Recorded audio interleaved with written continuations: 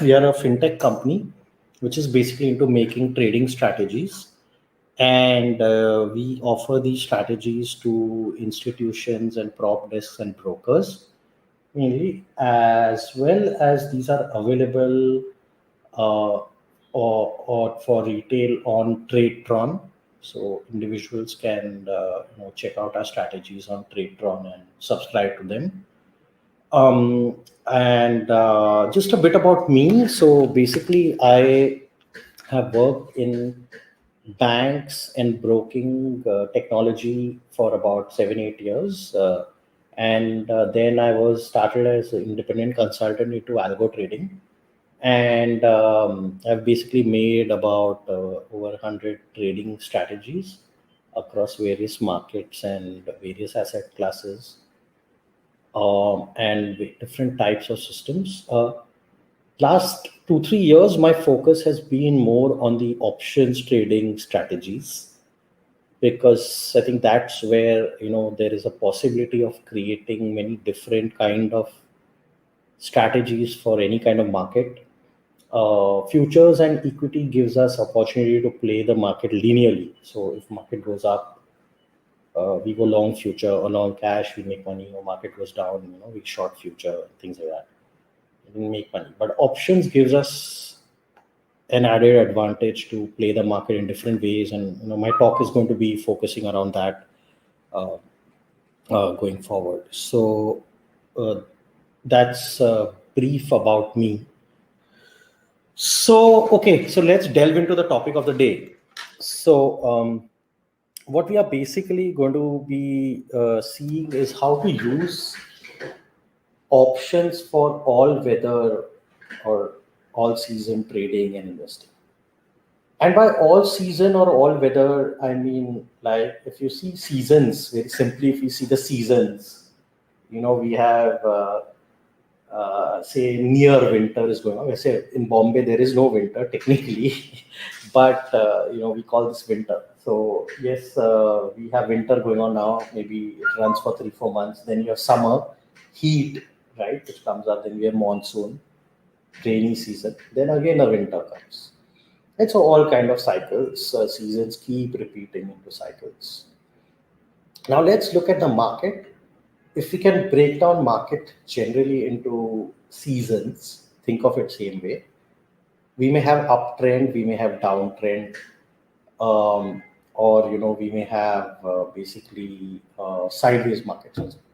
So you what you all can do is, if there are any questions even in between of the session, please you can post them in the comment section.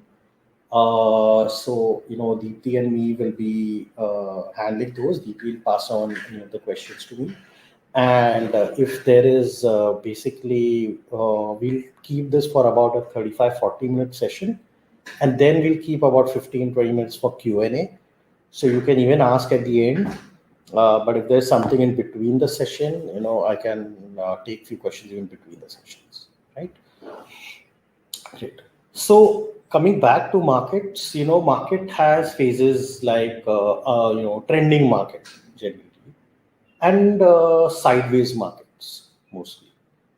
So trending market is can be a uptrend or downtrend. Like something we saw in, say, February March of February March of 2019 20. We had the COVID period, and there was a big crash in the markets. That can be thought of as a trending market, right? So suppose we go to Nifty and just look at the index chart, right? And instead, I just go to like a weekly chart. Let us say. Yes. So let's see this phase, right? You can see this phase in January 20 to about, say, March 20, right? Nifty fell roughly, 35% in matter of like 6 7 weeks. Actually, this 4 5 weeks, right? And then look what is happening. Markets have rallied. They are rallying. They're still rallying. It is still a uptrend. Uptrend, we can say, very simple definition is the price every week is making a higher high, right, and a higher low. So you see prices going up, the high, new high compared to previous week, and the lows are not going below the previous week. So higher high, higher low, then a slight retracement, right? 2-3 weeks of lower high and lower low. That's a bearish formation. Then again a bullish formation, right? So markets have been trending. Now this is one phase, right? But just go back, rewind to 2019 as a whole year, right? Let's look at this whole 2019, okay? And you will notice basically that there is been a sideways phase, right? There's a sideways phase. So how do we benefit out of market in both trending phases and sideways phases? Can we use some instrument to get the best of both worlds? Right? That's what we want to see. So let's say generally any market, any asset class is going to spend about 60 to 80% in a sideways market. So by sideways, we are saying doesn't make continuously higher highs, higher lows, or doesn't make lower highs and lower lows, right? It's either making a high, but the low is also gone lower than previous, or it made some highs, then again it fell into the range back into, it's not making new highs, and then it's neither is it making continuous new lows, and then it again retraces or goes back, right? So it's a typical classic sideways market. Like if you're seeing what is happening in bank nifty now broadly, right? Bank index is just going sideways. Let's look at the chart.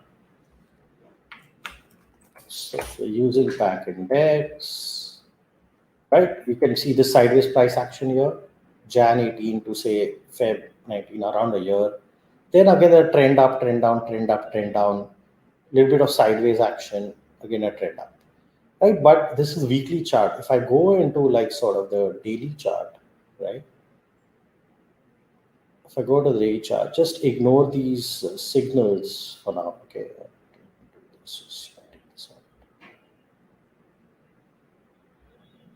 Yeah. So basically, you can see that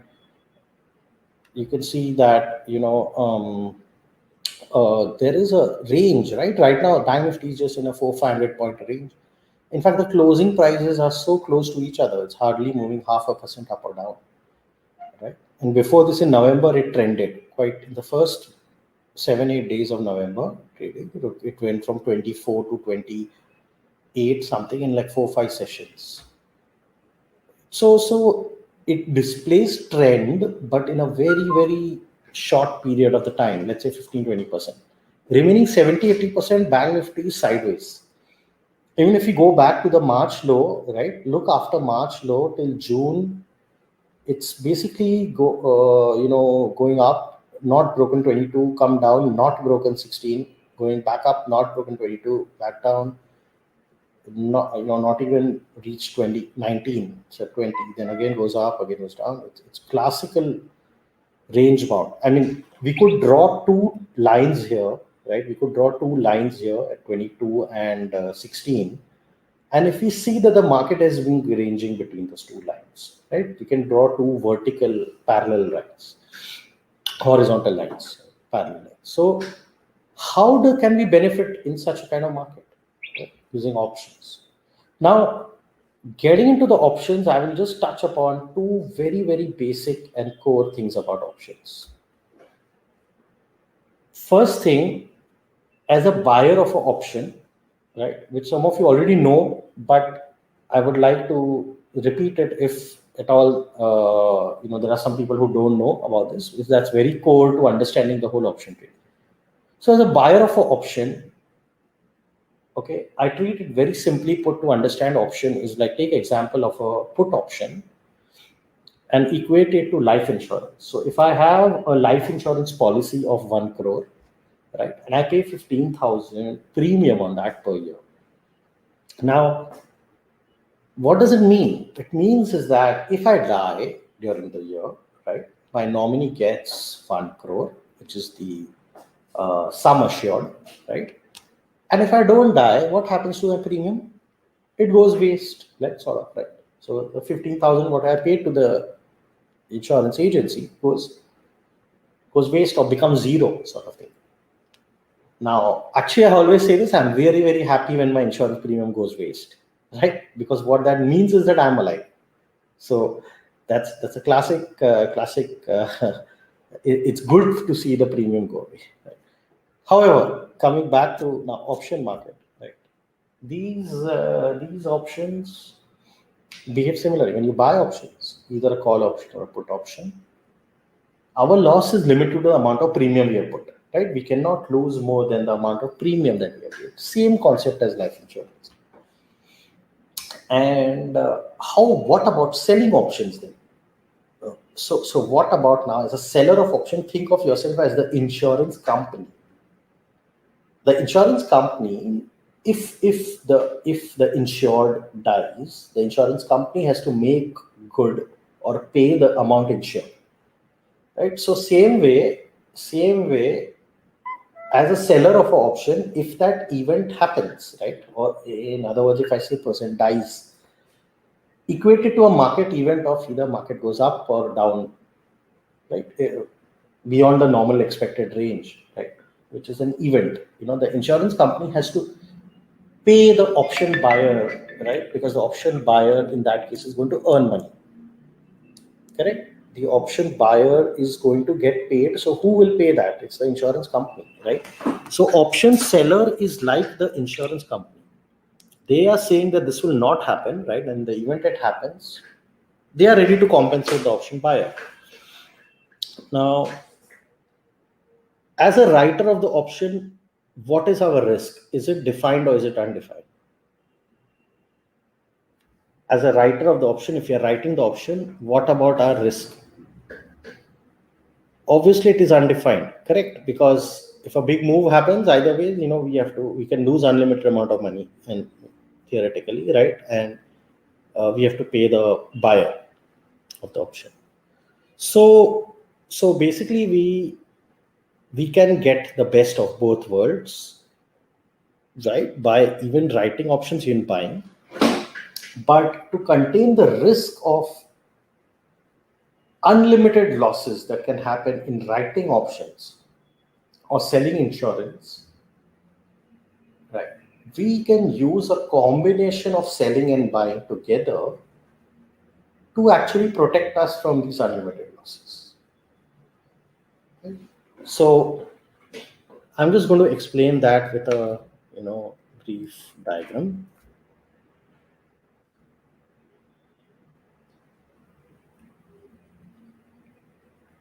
Right. So let us say that market is basically, we are selling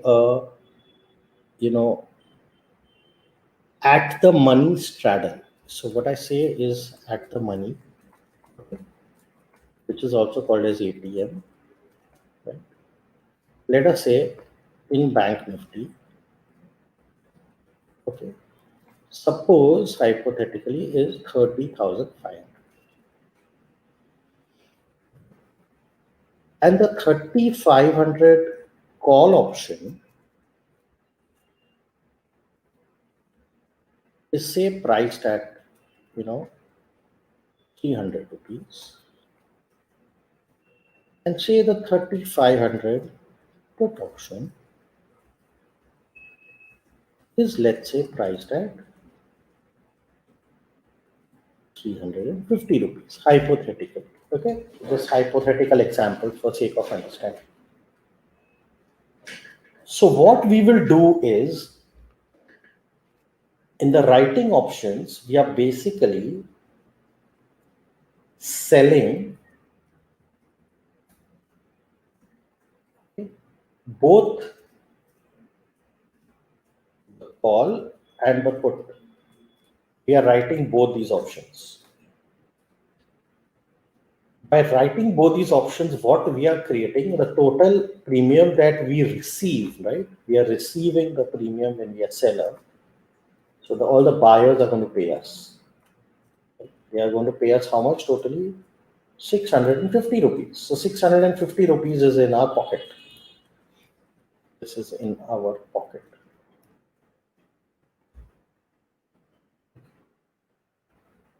However, is this a free lunch? So there is nothing called as a free lunch in life also, right? Same way as in life, as in markets. Okay, so when we sell this for 650, what we are effectively doing is creating a range for ourselves that if Bank Nifty remains in that range, we are not going to lose. So what is the range? The upper end of the range, okay, let us say, is 3,500 plus 650. 3,500 plus 650, which is basically equal to 31,150. Okay. And the lower end, the lower range is basically 3,500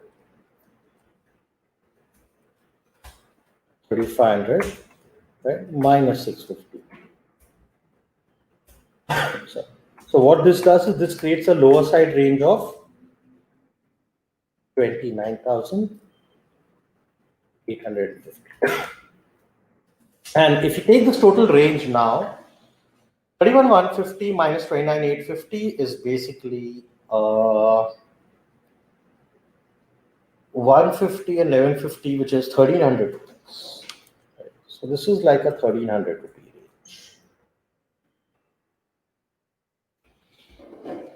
This is a 1,300 point or 1,300 rupee range, right? If Bank Nifty remains within this range, we are going to earn. We will not lose, we will earn. Right? Because these premiums, whatever we have sold, has something called as theta, which is the time value also of the option.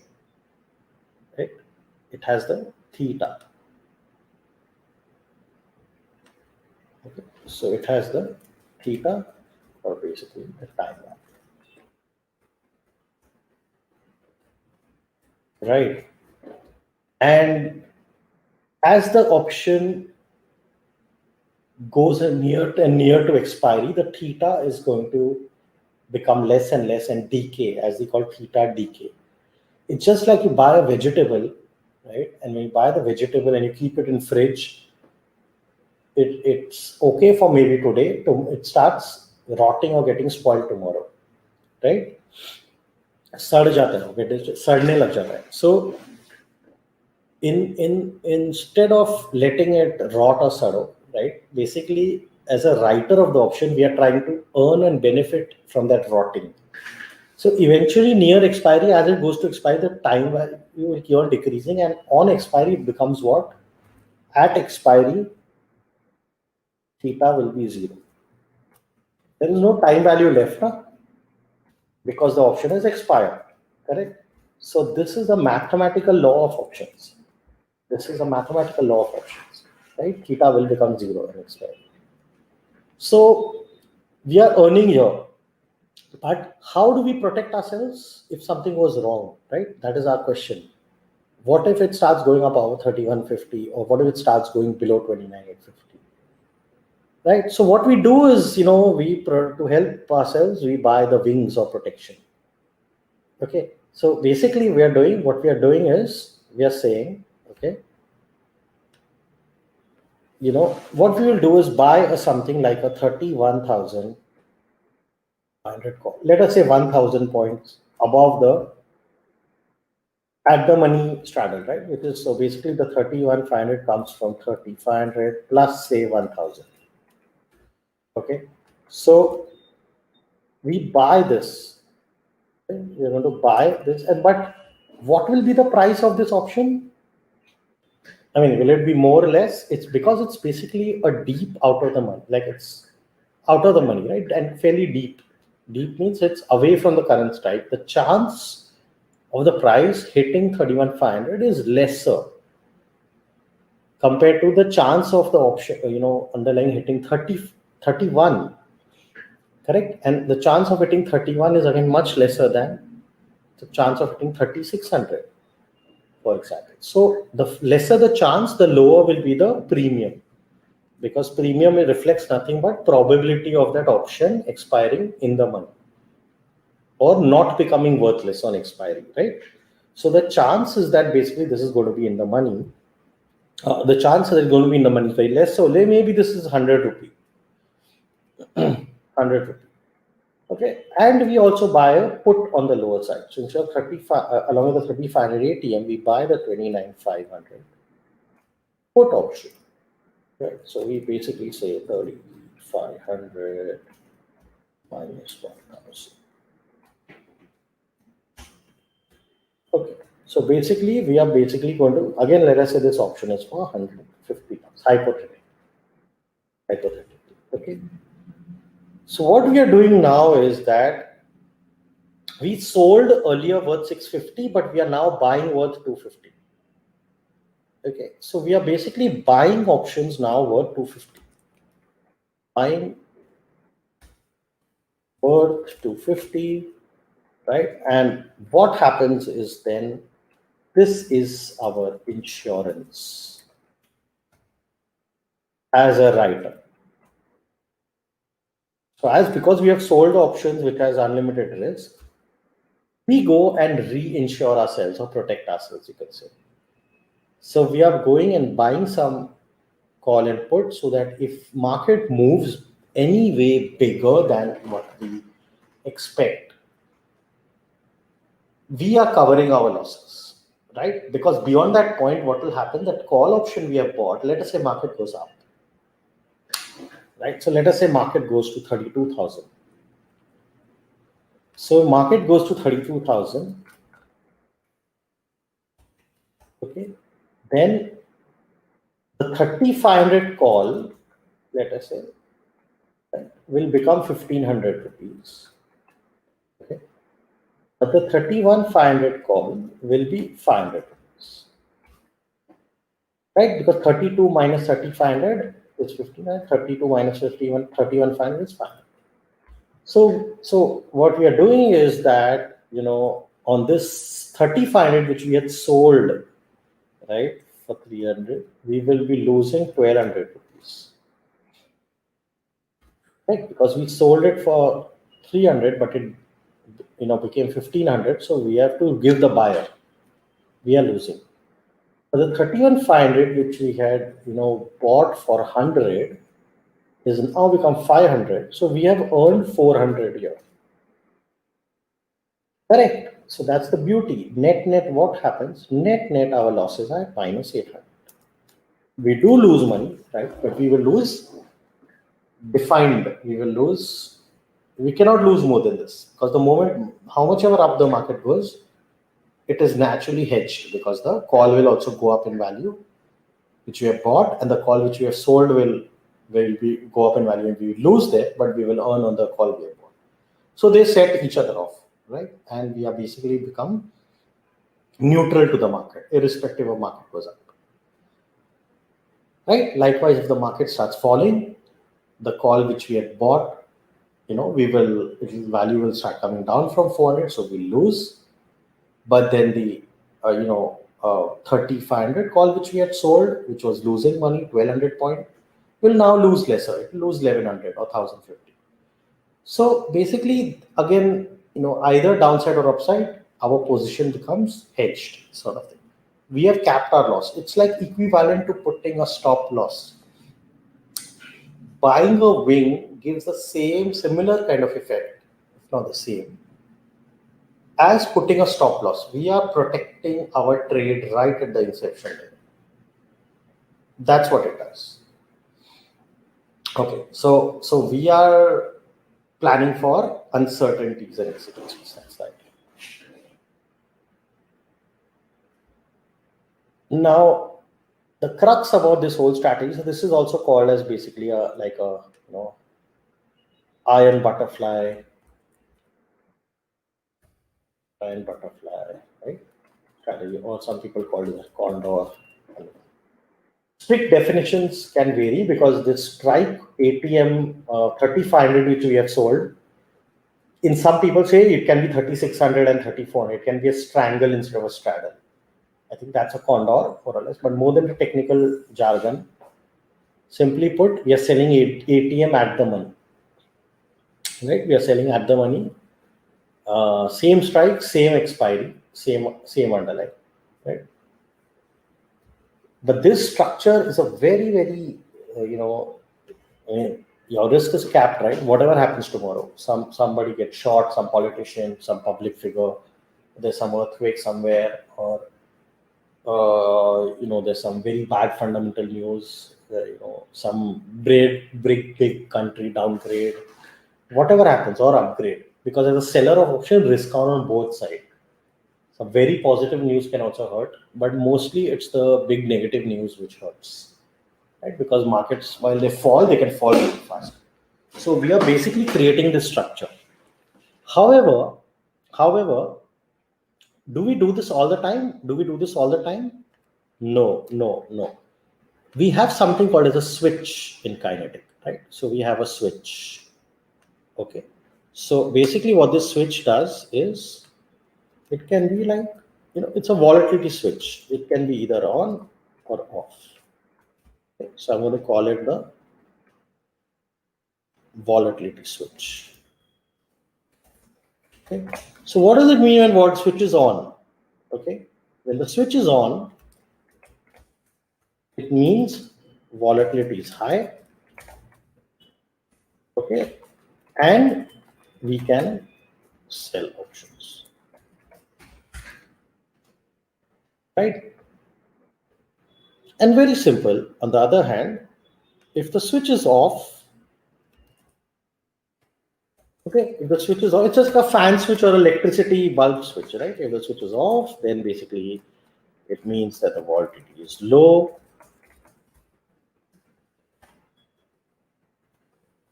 Right? And what that means is that we can now buy the options. So we don't have any ego or battle or fight between whether we should sell or buy options. So do you, when do some business, let us say you're a garment seller, would you say, oh, I will only sell shirts and I will not sell jeans, as an example, right? You will sell shirts also, you sell jeans also. Maybe what's making money, you do that, right?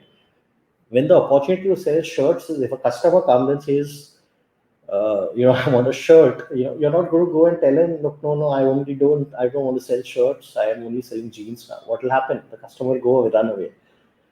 Likewise, if the customer is asking for jeans and you say, buy my shirt, please, I don't want it. You're trying to sell the shirt to him, he or she will not buy the shirt because he wants the jean, right? So we have to give to the customer what customer wants rather than the other way around, right? Same way, when market is in high volatility, we should look to sell options because now it's expensive. Options are expensive relatively, so it makes sense to sell them. But when the switch is off or volatility is low, right, options are not expensive, very simply put. So they are cheap. So if they are cheap, then we'll be looking to buy them. Okay, this is believe me, if you can just take this, at least one thing from this webinar, right, and out of that, if you take this takeaway, it will be enough value add for your trading or career life. So simply put, when volatility is higher, right, the average current IV implied vol is higher than the historical vol or the average vol, right? Options are expensive. So we take the average volatility of the current IV. Whatever IV we get, we take historically that same IV at that point in time and we take the average. So if the current is higher than the average, then it means, volatility is high. Very simple. We have used some very simple fundamental rules to combine them and create a very interesting effect. So, I hope till now is clear. So I'm presuming hopefully it's a category 1 where, it's very simple and you're all able to understand. So I'm doing a good job, so that I'm going to move forward. So the other part of the whole options world is actually buying options, right? Option buying is like, I'm not going to use the exact.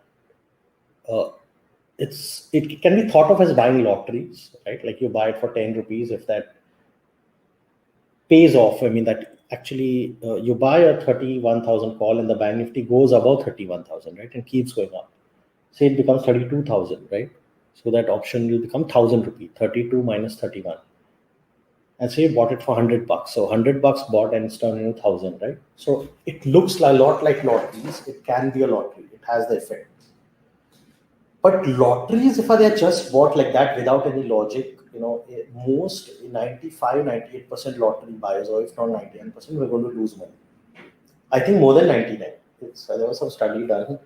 That number is like very, very small number of your chance of winning a lottery is like virtually impossible. It's nearly impossible. So yet, there is over 4,000-5,000 crores of lotteries bought every single day in Maharashtra state alone. So we want to use the lottery-like effect or the possibility, but we don't buy the lotteries every day, let us say. So let us say, just hypothetically think about it, we have figured out some formula or method to tell us that when our chance of winning is high, right? So if that is the case, we are going to buy the lottery.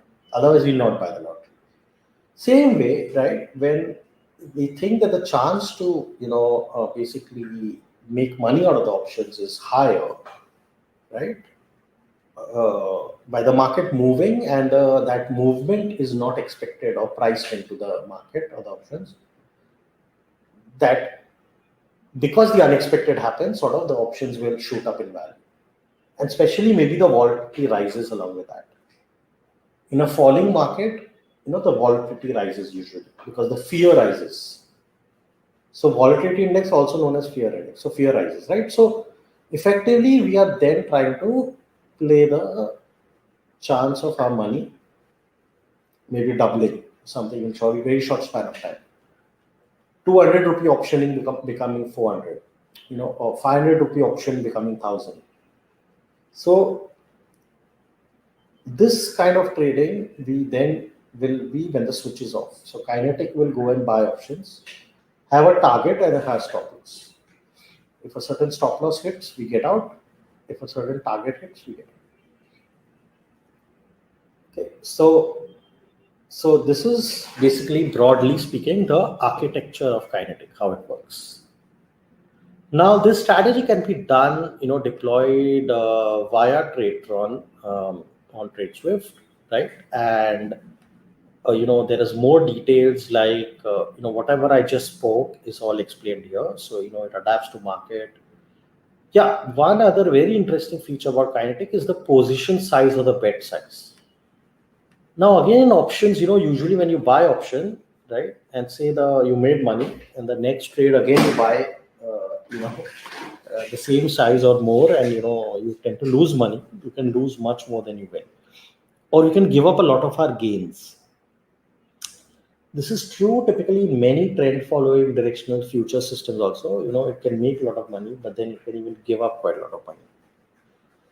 So what we do is that, size it based on the vol. If the vol is high, that means the risk or the chance of, movement is high. And if that is the case, then we are going to reduce our bet size. If the vol or risk is low, the chance of losing is low, we are going to increase our bet size. The reason to do this is that the net effect we get, irrespective of when the vol is low or the vol is high, if our stop loss gets hit, we lose the same amount of money which we would have lost in any case. So it doesn't mean when we would tend to lose different amounts of money at different point of time on average. Okay, the exceptions are always there, exceptional rare trades, but on average, we will lose same amount of money irrespective of the volatility. So that's another very powerful feature where once we make gains, we are capturing the gains, but when we are losing, we lose less. Okay. And this strategy is a consistent performer. You can see 90% months are positive. That is 43 months out of 48 have been positive. Right. So when non-training mode is on, I said 4-legged options, spreads post will be created, which is selling ATM straddle and buying the far off rates. ATM call and put. In trending market, we will go long call or long put. right? So it will just turn directional. And the uses of this strategy can be, one is to just make absolute returns irrespective of what the market does, right? But other than that, it is basically one can hedge one's portfolio of either direct equities or PMS. Those portfolios can be hedged with this guy. And you can see some stats here, right? So this was done on a 3 lakh capital. However, we now recommend that one uses at least 4 lakh. Not that we have got any effect because of the reduced margin or increased margin, sorry, or the reduced leverage from the intraday perspective. We are not using that extra leverage. However, we have seen sometimes on Wednesdays and Thursdays, there may be many positions created. So we started recommending 4 lakh. So if this is a 4 lakh capital, the return becomes roughly around, 48, 49% historically annualized, right? Which gives an average monthly return of 4%. And the max drawdown is roughly about, say, 9%. Right? So it's about a roughly, 9% drawdown, about 30, 40, 48% return. And this is the hit ratio, the win rate, right? It's about 58% of the trades are making money, 42% are losing. A total months out of the 48 months, 43 months are profit making, 5 are loss making. Uh, the fee structure we charge here is 18% of profits, purely whatever profit we make for you, only there we charge. There's no fixed fee. And you can see some of these live statistics of the last 6 months. This is made roughly about close to this is it shows 1,32,851 on a 3 lakh rupee account. So on 3 lakhs it's made around 1,32,000. However, this has to be viewed carefully, because this does not include trading.